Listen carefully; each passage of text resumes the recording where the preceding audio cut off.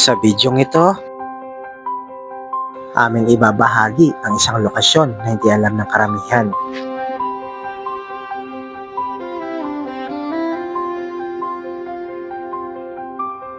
Yan. Ilibot ko kayo. Isang buong area. Dito, pwede kang kumain ng masasarap na pagkain sa murang halaga. Ito naman yung tapa nila. Tapa? Pero bago ka makapunta dito, ay babiyahe ka muna na may isa't kalahating oras mula sa Manila.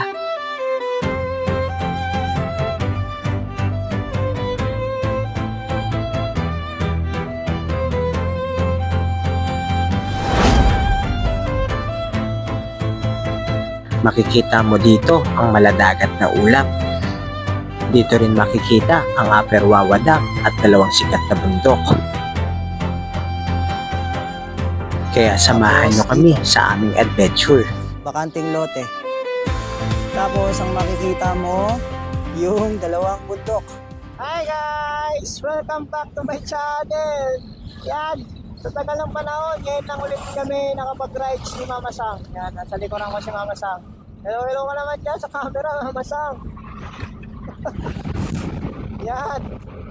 Sa ngayon ay pupunta kami dito sa may Tanay lang, sa may campsite. Yan. Nandito na kami ngayon sa may Marcos Highway. Yan, dito sa may malaking bundok. Yan, nasa harapan namin yung malaking bundok. So, yung pupunta namin ng campsite ay mag-quick ride lang kami ngayon. Simpleng ano lang, simpleng date lang. Yan. Nandito na tayo sa malawak na kalsada ng Marcos Highway. Talaga ng mga bundok dito guys, no? So yung biyahe nga pala namin ay 1 hour papunta doon sa aming destinasyon. Ang oras ngayon ay 6:40 na ng umaga. So yan, mahamog-hamog pa rin at malamig ang simoy ng hangin habang nagmumotor tayo. Ang layo na lang na pupunta namin ay 13 kilometers. So malapit-lapit na. Siguro mga nasa 30 to 45 minutes namin babiyahin yun. So marami rin tayong nakakitang ano dito, mga rider na nagro-rides. Kasi ang araw ngayon ay Sabado, kaya araw ng rides. Di Sabado, Girlfriend's Day po ngayon. Girlfriend's Day pala ngayon, Girlfriend's Day. Dahil August 1 ngayon. Kung napapanood mo to ngayon ay August 1. Ganda ng sikat ng araw, tutok sa amin, vitamin D. O yan, samahan nyo kami dito sa ating bike. Kasama sila ating nakaribon sa gilid. joke lang guys. Samahan nyo kami sa aming destination.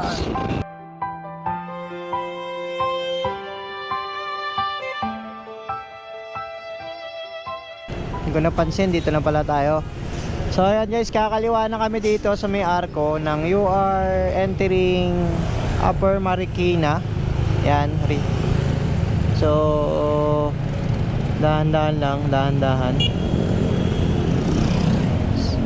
sa pagkaliwa. Dahan-dahan lang.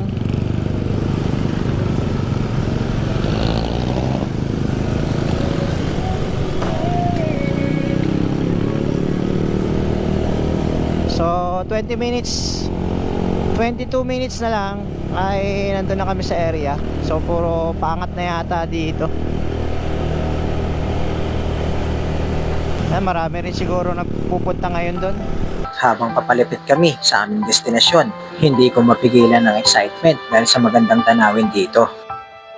So ito nga pala yung dadaanan natin guys. Yan. Nakapakalawak na lupain, no? Grabe. Hindi. Sementeryo ba yan? Parang manukan. Sementeryo pala yan. Oo. So galing dun sa arko, kumaliwa kami. Tapos pag galing naman din dito ay kakaliwa ulit kayo. Yan, no? May mga bahay doon na ano, no? Parang sa Baguio, no? Patong-patong. Tapos paano? Pa-elevate. Oo nga no, Loyola. Tapos may madadaanan kayong tulay. Yan.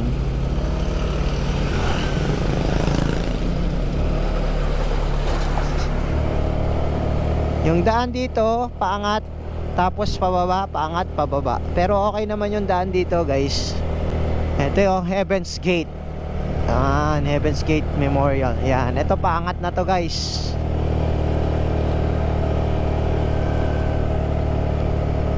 Medyo dahan-dahan lang kami, 20 lang yung takbo namin. Upper Wawa Dam. Ayun oh, may signage doon. Sobrang lamig dito. Mapuno.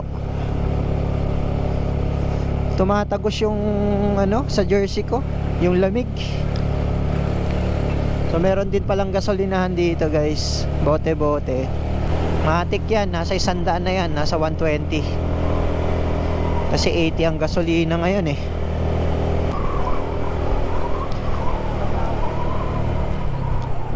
Uy, ang ganda. Grabe.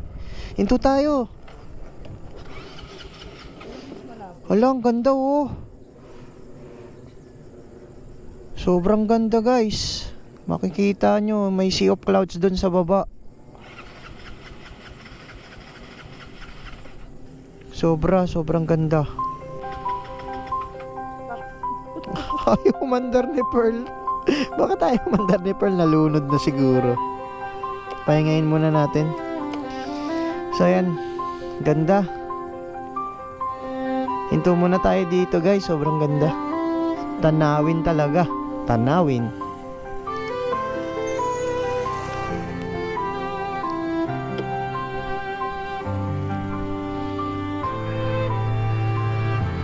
Pakita ko sa inyo yung ganda oh. Yan oh, ganda oh. Yung Sierra Madre, tapos bundok ulap-ulap, ganda. May purpose talaga to, kaya napahinto kami dito eh. Sobrang ganda, no?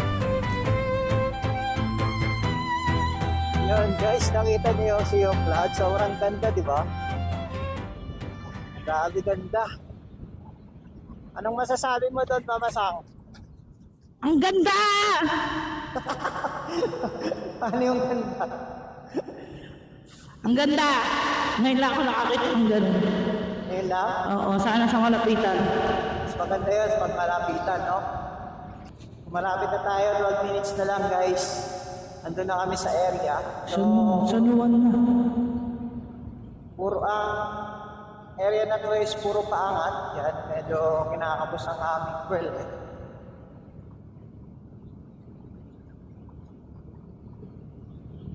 Kaya mabagal rin takbo namin, nasa 20 kph lang kami.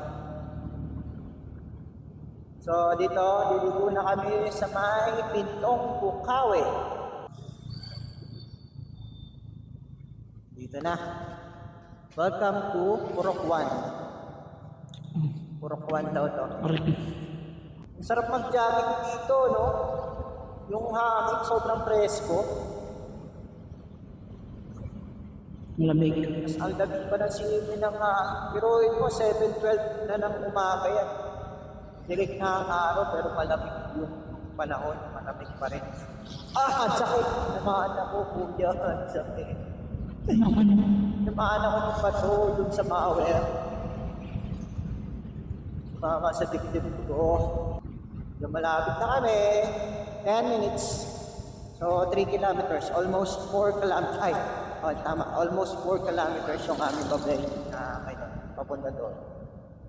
So, mamaya sasabihin ko sa inyo kung anong pangalan ng aming napuntahan. Alright.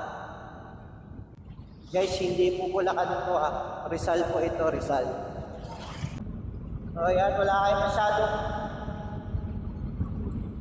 tawag dito, magproblemahin sa kalsada. Yung mga aso lang na nangahabol. Ayan. Yung mga aso na nangahabol kanina, kung kami habulin ng aso, nakaamba na yung aso. Doon yun sa bungad. Maus na naman. Tapos, pag natumbok nyo dito, ay kakaliwa naman kayo. Yan, dito.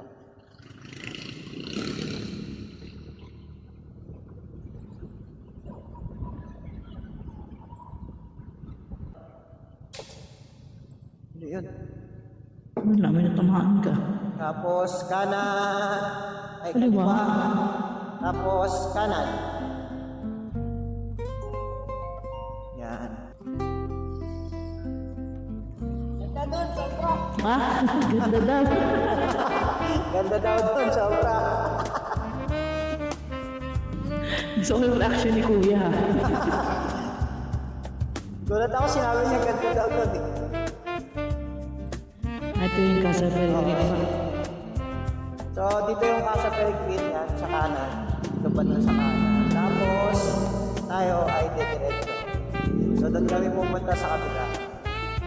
Hindi masyadong puntahin yun eh. Hindi masyadong kilala. So, from Casa Peregrine ay 5 minutes ang biyahe papunta doon. Dito tayo sa kaliwa.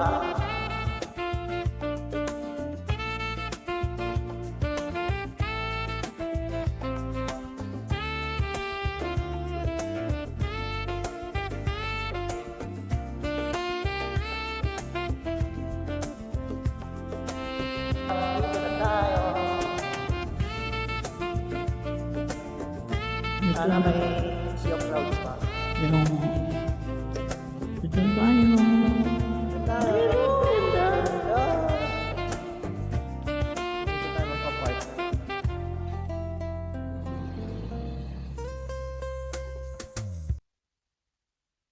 So ayan guys, nandito na tayo sa Amianan Mountain Hug. So ito nga pala yung pupuntahan namin ngayon na gusto naming makita kasi first time din namin makapunta dito kasi sobrang ganda ng view dito. Dito yung makikita natin yung Upper Wawa Dam saka yung Sierra Madre. Tapos yung dalawang bundok na magkasunod na gano'n dito. Dito yung makikita.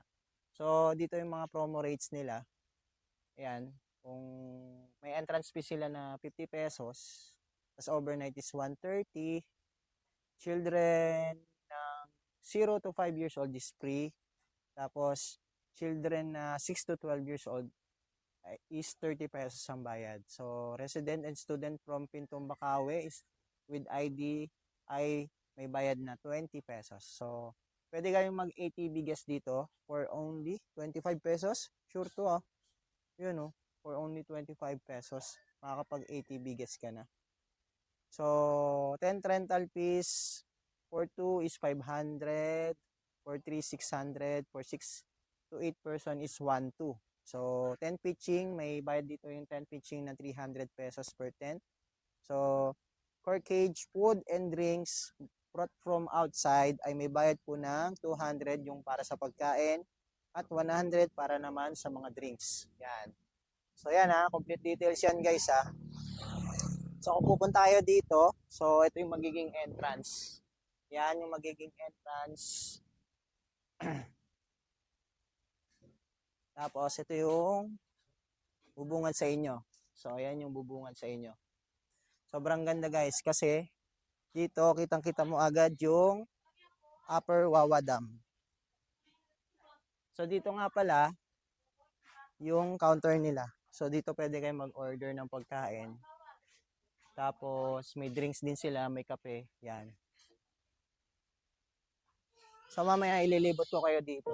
So kakain lang muna kami ni Mama Sang.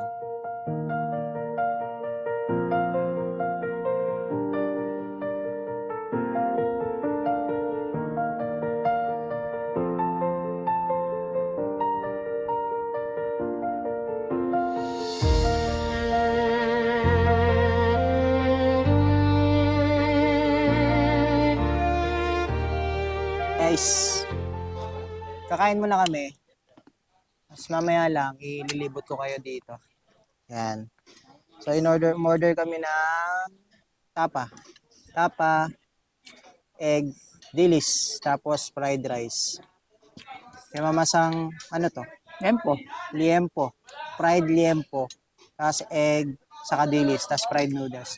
So, order din siya ng Milo. Tapos ako, coffee. Favorite. Yan. Sarap. So, overall yan na bayad namin dito is nasa 500 pesos. Yan. Meron na kayong tapa at meron na kayong liempo. Pakita mo kung gaano karami yung serving nila. Sobrang bulky ng serving nila dito, guys. Ayan. Ito yung tapa. Lalo na to. Ang laki. Oh, ayan, no? Sobrang laki ng mga tipak.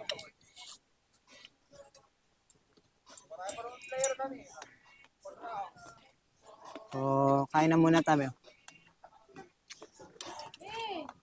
First bite, thank you Lord. Ang sarap ng tapa nila dito.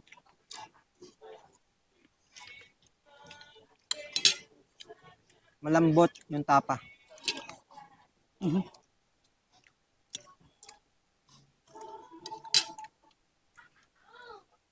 Dilis. Masarap din yung dilis nila.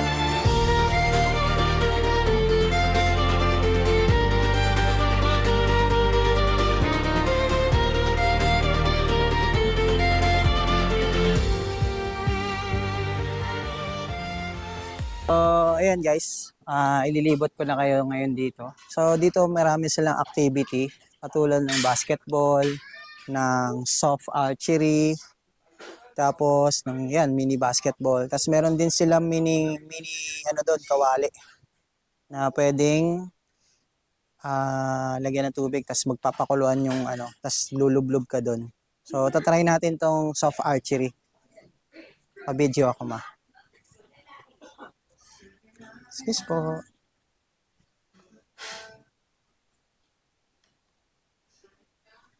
Try natin to guys. Soft archery. Hindi ako marunong nito eh.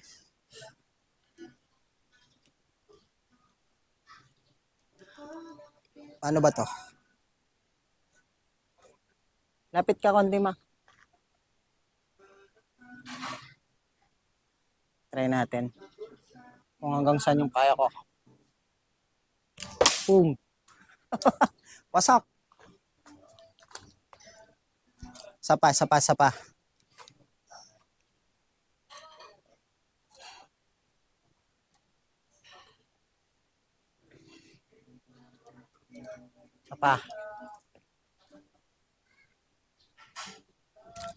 You know, number 7.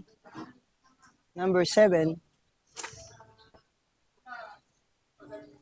Okay.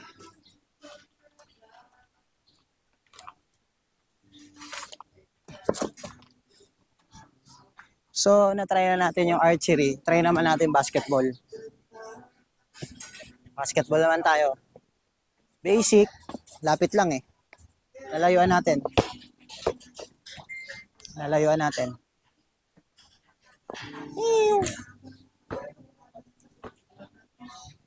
Last one.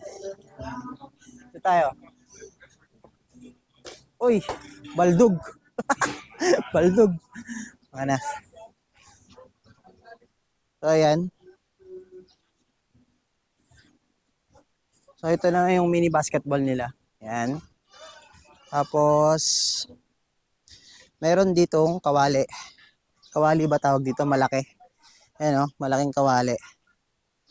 Ayan. Siguro, under maintenance siya. Hindi siya gumagana ngayon kasi wala yung lagayan ng uling ng mga kahoy-kahoy. Dito tatawid tayo. Bababain natin to. So dito bababa tayo. Makikita mo dito ay bakanting lote. Okay. Dito yung mga 10 pitching nila. Yan. 10 pitching. Dito. Yan. Hanggang dito.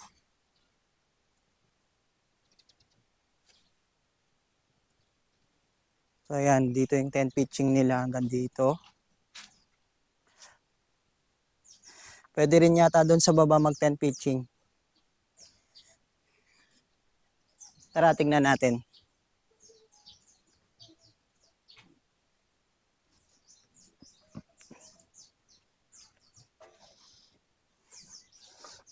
So, ayan. Pagbaba ay, yun, 10 pitching nga to. Yan, dito. Tapos, dito. Bakanting lote. Tapos, ang makikita mo, yung dalawang bundok. Ayun yung dalawang bundok. Yung Upper Wawa Dam, tapos Sierra Madre. Sobrang ganda. Dito guys, banda ay merong Sea of Clouds dyan. So kanina nakita namin nung nandun pa kami sa kalsada, papunta pa lang kami dito. So nung nakarating na kami, wala na siya. So late na kasi kami nakarating, mga siguro around 7 na yun. Yun, kaya wala na yung Sea of Clouds. Siguro kung pupunta kayo dito, mas maganda pumunta kayo ng mas maaga. Tapos abangan nyo na lang yung Sea of Clouds. Yun lang. Sobrang ganda ng sobrang ganda ng view dito, guys. Yan oh. So akit tayo dun sa taas, mas maganda kasi yung view doon kapag nandun ka sa taas.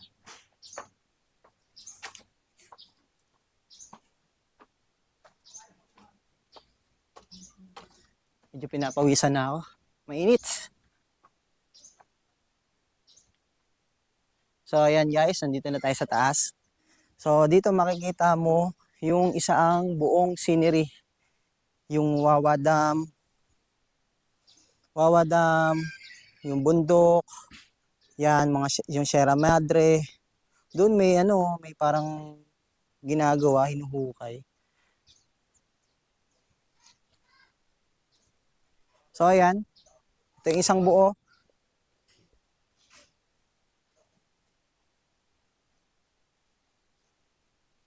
So ito isang buo guys. Sobrang ganda.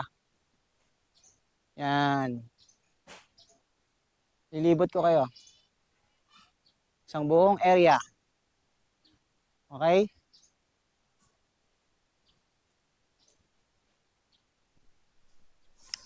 Tapos meron pa pala sila ditong isang view deck. Nandito yung isa nilang view deck. Merong hanging chair ba tawag dito.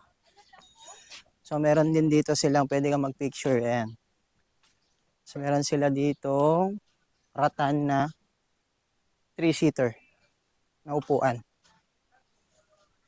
So ito yung view deck nila na isa. So meron doon hanging chair, tapos meron ding upuan doon na pa-moon, half moon. So maganda rin yung view dito. So ayan. Makikita mo rin dito yung isang buo. Yan. So, ito yung isang buo.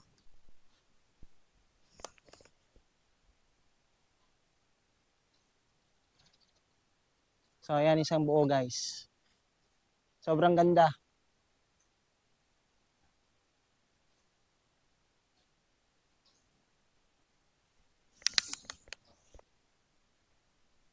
So, ayan guys, kung gusto nyo nga pumunta dito, ay i-waste nyo lang yung Amyanan campsite. So, dito yan sa may Tanay Rizal. Yung iba kasi sinasabi nila San Mateo Rizal din. Pero siguro karugtong to ng San Mateo at Tanay Rizal. So, ayan guys, maraming salamat.